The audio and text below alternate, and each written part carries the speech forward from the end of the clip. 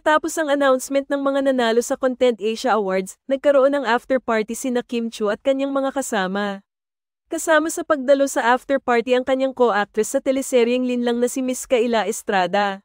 Sa kabila ng pagkakabasura ng kanilang mga nominasyon, isa sa mga highlight ng event para kay Kim ay ang kanyang papel bilang award presenter. Hindi rin pinalampas ni Mr. Arjo Atayde ang okasyon.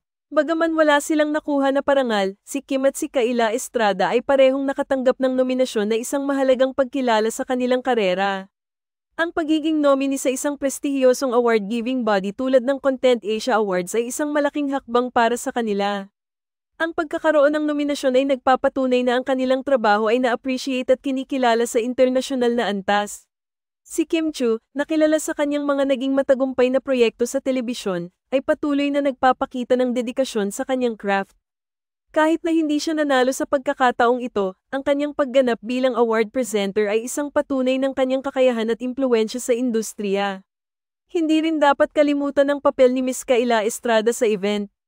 Bilang isa sa mga co-actress ni Kim sa linlang, ang kanyang presensya sa event ay isa ring tanda ng kanyang pagsisikap at tagumpay sa kanyang propesyon. Ang kanilang pagtanggap ng nominasyon ay nagpapakita ng kanilang talento at ang pagkilala sa kanilang kontribusyon sa showbiz. Ang pagkakaroon ng after-party ay isang magandang pagkakataon para sa mga nominado at mga bisita na magdiwang at mag-relax pagkatapos ng intense na oras sa awards ceremony. Sa kabila ng hindi pagkakapanalo, ang pagdalo sa after-party ay nagbigay sa kanila ng pagkakataon na magkasama-sama, magpasalamat sa mga taga-suporta, at magplano para sa kanilang mga susunod na proyekto.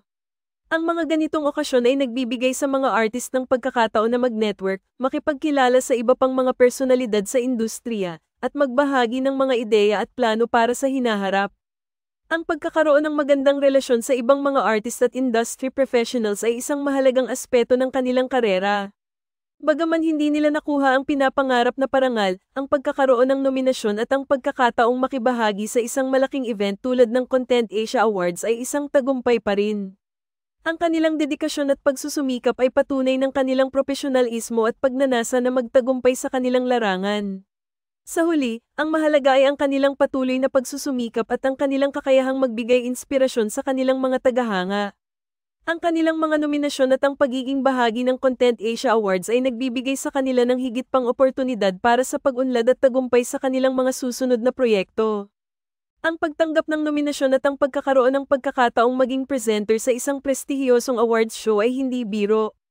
Ito ay isang malaking hakbang sa kanilang karera at isang patunay ng kanilang kasikatan at paggalang sa industriya ng showbiz. Ano ang sa inyo sa balitang ito?